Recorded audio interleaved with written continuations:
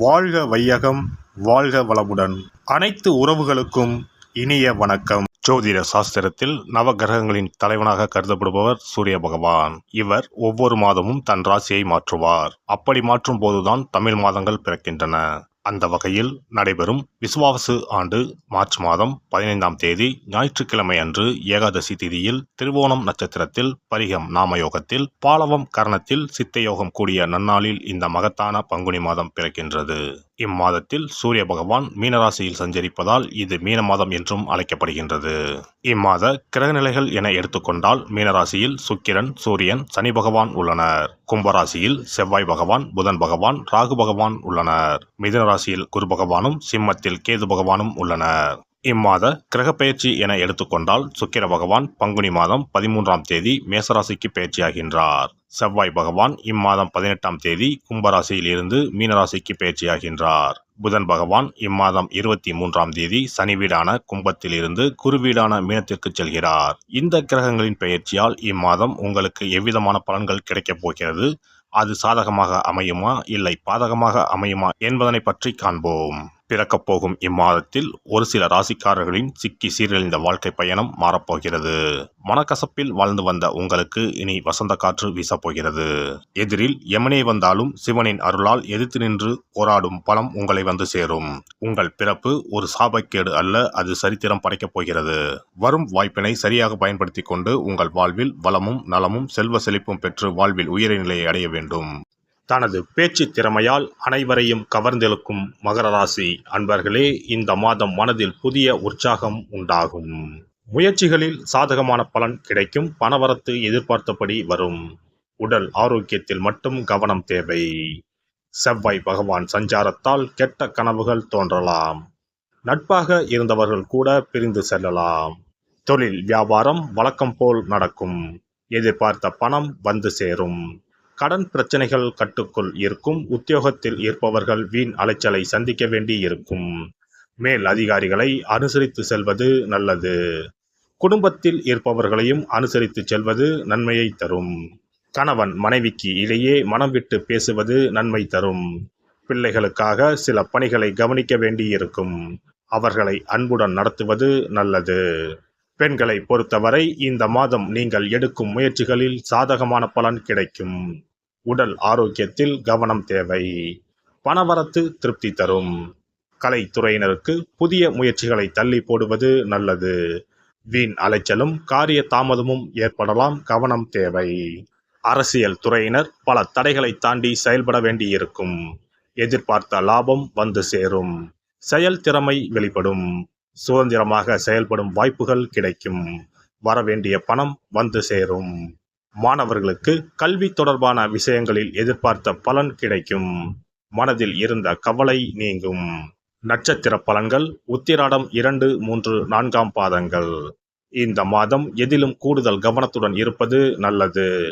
வீண் அலைச்சல் காரிய தாமதம் உண்டாகலாம். குடும்பத்தில் அமைதி நிலவும். லாப நஷ்டங்களை அறிந்து அதற்கேற்றவாறு செயல்படுங்கள். மனக்குழப்பம் நீங்கி தெளிவான முடிவுகளை எடுப்பீர்கள். திருவோணம் நட்சத்திரம். இந்த மாதம் ஆக்கப்பூர்வமான யோசனைகளால் காரிய வெற்றி உண்டாகும். மற்றவர்களிடம் பழகும் போது கவனமாக இருப்பது நல்லது. சமூகத்தில் கௌரவம் அந்தஸ்து அதிகரிக்கும்.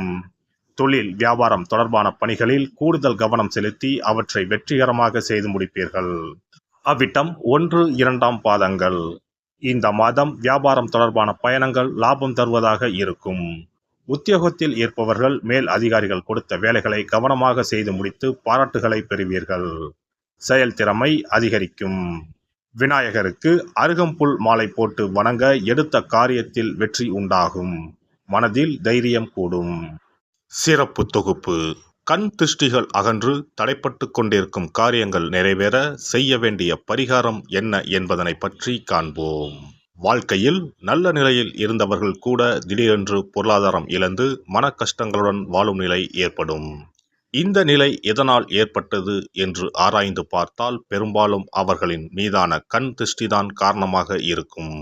கல்லடி பட்டாலும் கண்ணடி படக்கூடாது என்று சொல்வார்கள் அல்லவா, அது உண்மைதான். இது போன்ற பிறரின் பொறாமை கொண்ட கண் திருஷ்டியினால் பலரின் வாழ்க்கை சிரமத்திற்கு ஆளாக நேரிடும். இது போன்ற கண் திருஷ்டிகளிலிருந்து எப்படி தப்பிப்பது? இருக்கவே இருக்கிறது எளிதாக கிடைக்கும் ஊமத்தஞ்செடி. தெய்வ சக்தி நிறைந்த செடியாக கருதப்படும் ஊமத்தஞ்செடியின் காய், பூ, இலைகள் என அனைத்தும் தீய சக்திகள் விரட்ட பரிகாரத்துக்கு பயன்படுகிறது. பொதுவாக ஊமத்தம் காய்க்கு கெடுதலை அகற்றக்கூடிய சக்தி உண்டு. நம் வீட்டில் உள்ள எதிர்மறை சக்தியை அகற்றுவதற்கு ஊமத்தங்காய் தீபம் சிறந்த பரிகாரமாகிறது. தெய்வீக மகத்துவம் நிறைந்த ஊமத்தங்காய் மற்றும் பூவையும் எடுத்துக்கொள்ளுங்கள். வீட்டுக்கு அருகில் இல்லை என்றால் நாட்டு மருந்து கடைகளில் கிடைக்கும். இந்த 2 பொருட்களையும் மஞ்சள் தண்ணீரை கொண்டு நன்றாக கழுவி விடுங்கள். சிறிது நேரம் அவற்றிலுள்ள ஈரம் போக ஆறவிட்டு பிறகு அவற்றை ஒரு மஞ்சள் துணியில் குலதெய்வத்தை வேண்டி ₹1 நாணயத்தோடு சேர்த்து முடிந்து வீட்டின் நிலைப்படியில் கட்டி தொங்க விடுங்கள். இந்த முடிச்சை வெள்ளிக்கிழமை அல்லது ஞாயிற்றுக்கிழமைகளில் தயார் செய்து வாசல் படியில் கட்டுவது சிறப்பு.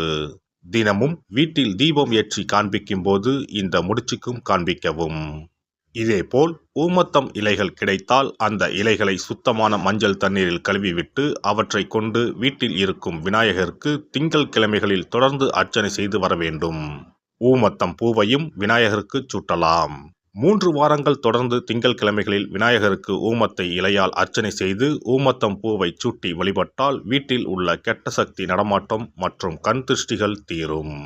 ஊமத்தம் செடியும் சிவபெருமானுக்கு உகந்த இலை ஆகும். இந்த ஊமத்தங்காய் வைத்து சிவபெருமானுக்கு தீபம் ஏற்றி வழிபடுவதன் மூலம் நமது பிரச்சனைகளில் இருந்து எளிதாக விடுபட முடியும். முதலில் 2 ஊமத்தங்காய்களை எடுத்துக்கொள்ள வேண்டும். அவற்றின் மீது முட்கள் இருப்பதால் மிகவும் கவனமாக கையாள வேண்டும். ஊமத்தங்காயின் காம்பு பகுதிகளை வெட்டி கொண்டு கத்தியை பயன்படுத்தி ஊமத்தங்காயின் உள்ளே இருக்கும் விதை பகுதியை முழுவதுமாக நீக்கிவிட வேண்டும். பின்னர் 2 அகல் விளக்குகள் மற்றும் விளக்கு வைப்பதற்கான 2 தட்டுகளை எடுத்து சுத்தம் செய்து அவற்றிற்கு மஞ்சள் குங்குமம் போட்டு வைத்துக் கொள்ள வேண்டும். பின்னர் 2 தட்டின் மீதும் ஒவ்வொரு அகல் விளக்கை வைத்துக் கொள்ள வேண்டும். அதன் பிறகு எப்போதும் பூஜை செய்வதற்கு வைப்பது போன்ற வெத்தலைப்பாக்கு, பழம் போன்றவற்றை வைத்துவிட்டு 2 விளக்குகளையும் ஏற்றி சிவபெருமானை மனதார வேண்டிக் கொள்ள வேண்டும். எனக்கு இருக்கும் பிரச்சனைகள் அனைத்தும் தீர்ந்து இன்பமான வாழ்க்கை கிடைக்க வேண்டும் என வேண்டிக் கொள்ள வேண்டும். இந்த பூஜையை வெள்ளிக்கிழமை அன்று தொடங்கினால் தொடர்ந்து 9 வெள்ளிக்கிழமைகள் செய்ய வேண்டும். ஊமத்தங்காயின் மீது எவ்வாறு முட்கள் இருக்கிறதோ அதுபோல நமது வாழ்க்கையில் இருக்கும் முட்கள் போன்ற பிரச்சனைகளை அவை தீர்த்து வைக்கின்றன. இந்த பூஜையை நாம் தொடர்ந்து செய்து வருவதால் நம் மீது இருக்கும் கண் திருஷ்டிகள் அகன்றுவிடும். தீராத துயரங்கள் தீர்ந்துவிடும். பணம், நகை நம்மிடம் பெருகி வரும். சிலருக்கு கையில் சுத்தமாக பணம் இருக்காது. வறுமை தாண்டவமாடும். கடன் தொல்லையால் கஷ்டப்படுவார்கள். பண பிரச்சனையில் சிக்கி கொண்டிருப்பவர்கள் இந்த தீபத்தை ஏற்றினால் 3 வாரங்களில் நல்ல பலனை பெற முடியும். தொழிலில் நல்ல முன்னேற்றம் இருக்கும். கடன் பிரச்சனைகள் தீரும். உறவினர்களிடையே பகைமை இருந்தால் அவையும் மறைந்துவிடும். நோய்வாய் உள்ளவர்கள் இந்த தீபத்தை ஏற்றுவதன் மூலம் நல்ல பலனை பெற முடியும். பொதுவாகவே எந்த பரிகாரம் என்றாலும் அதை முழு நம்பிக்கையுடன் செய்தால் மட்டுமே முழு பலன் கிடைக்கும் என்பதை நினைவில் கொள்ளுங்கள். எல்லாம் வல்ல இறையருளால் நீங்களும் உங்கள் அன்பு குடும்பமும் உடல் நலம், நீலாயுள், நிறை செல்வம், உயர் புகழ், மெய்ஞானம் ஓங்கி வாழ்க வளமுடன். இந்த வீடியோ பதிவு உங்களுக்கு பிடித்திருந்தால் லைக் பண்ணுங்க, கமெண்ட் பண்ணுங்க, ஷேர் பண்ணுங்க, மறக்காம சப்ஸ்கிரைப் பண்ணுங்க, பக்கத்துல இருக்கிற பெல் பட்டனை கிளிக் பண்ணுங்க. நன்றி, வணக்கம். ஓம் நமச்சிவாய. சிவாய நம.